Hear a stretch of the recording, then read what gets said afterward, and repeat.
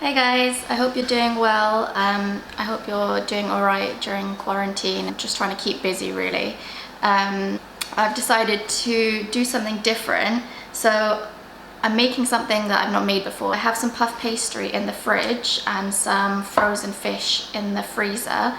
My idea was to put the puff pastry in this cake tin and then put the fish and maybe like some onions that like I've cooked with like some spices, and then make like a little fish cup.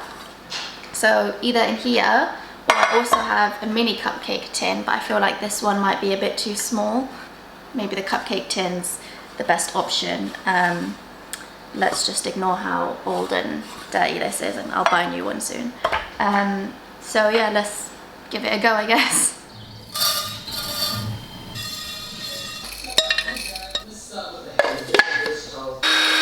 I've ground up my spices. This is just some cumin seeds and coriander seeds, and I'm gonna fry the onions with the spices. And you don't want them to go too crispy, because pastry is going to be the crispy part of this recipe, so you don't need crispy onions and crispy pastry. The oil is hot.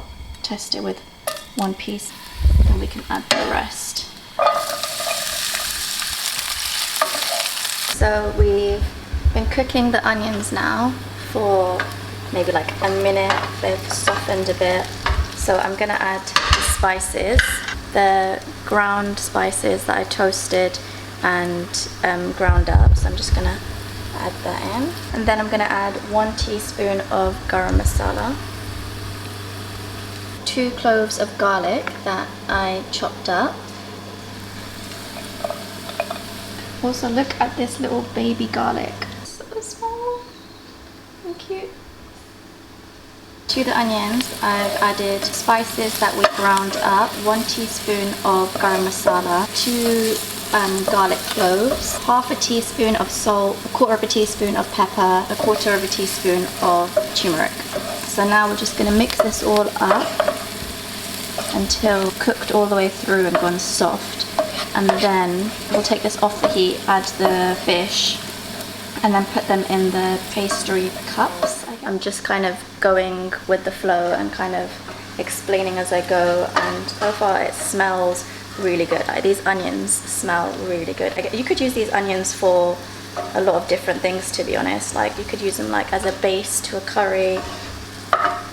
You could mix it with like some tomatoes. I used to make cheese on toast, but I used to kind of make it like pizza on toast, so like mix onions with tomatoes and then put that on toast and then add the cheese on top. But yeah, anyway, you could use these onions for a lot of different things.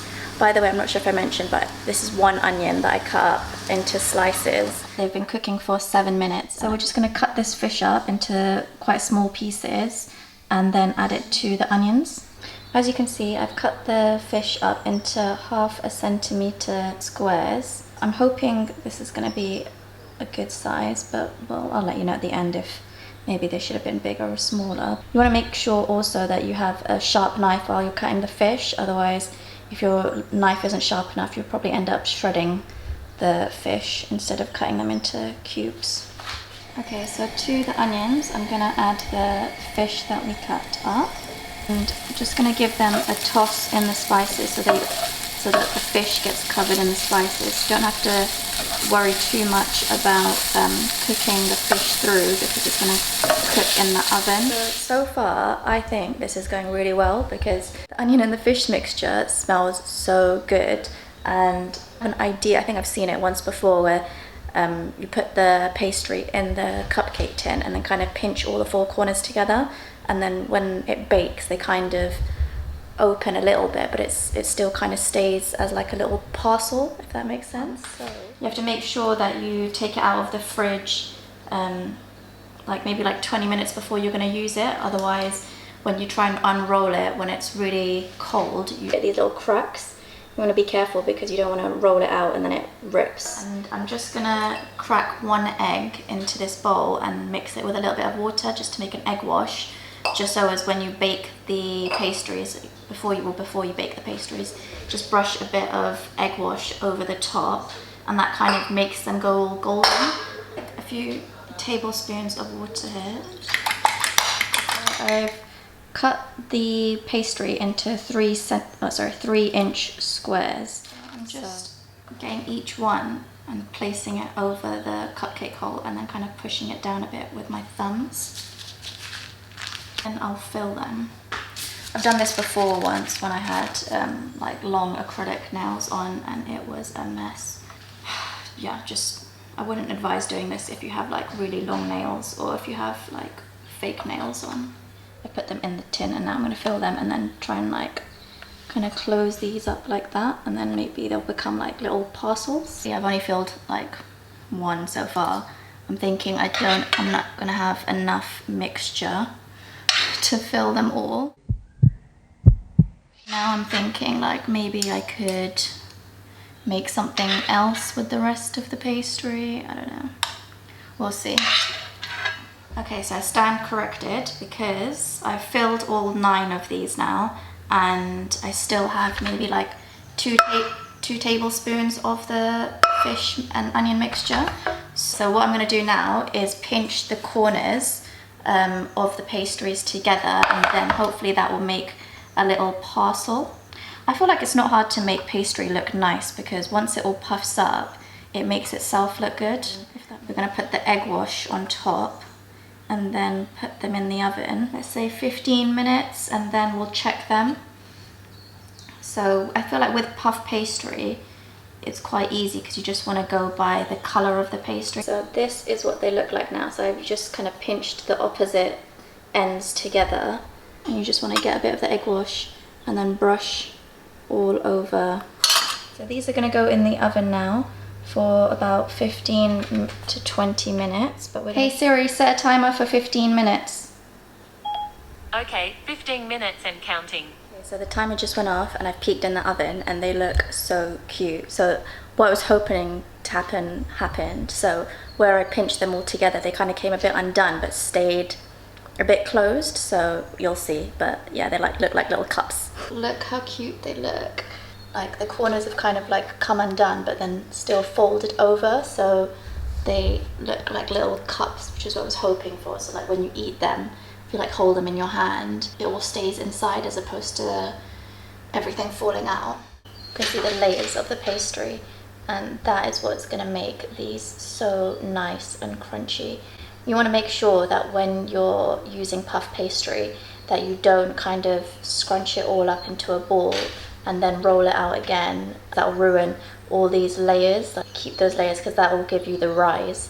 And you can see how golden they are. Then you can see this fish inside with all the spices. Oh, they're a bit hot right now, so I can't try one, but I can't wait. So I did bake them at 200 degrees for 15 minutes, maybe like 15-16 minutes. I think I would prefer to bake them maybe at 190 and then maybe leave them in for like 18 minutes. I think they should really just pop out quite easily. See, that was it.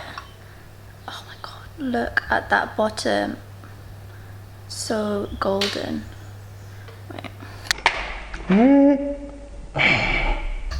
fell over. That is beautiful. Oh my god. Okay, it's probably still too hot, but I'm gonna eat anyway. I'm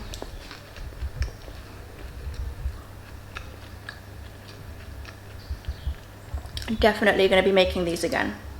That pastry is so flaky. I know that wasn't me, that was just the ready-made pastry, but still so good.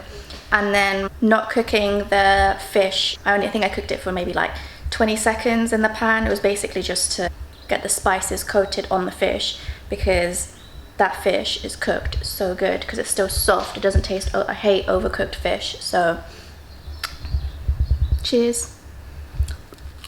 I put about 1.5 to 2 tablespoons of filling in each of the cupcake cases, but I think maybe like a 2-inch square size pastry, push it more into the cupcake tin, then it'll kind of like thin out the bottom because there is a lot of pastry.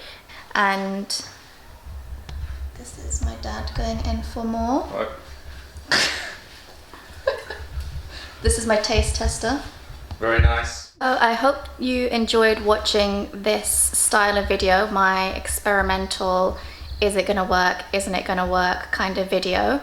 Please give this a like if you enjoyed watching, and let me know in the comments if you do try this recipe, because I really do enjoy hearing people try my recipes or giving it a go. Sometimes people just need ideas of things to make. They don't always, you know you want to make something new, but you just need some ideas. I hope you give this a go, and I'll see you in the next one.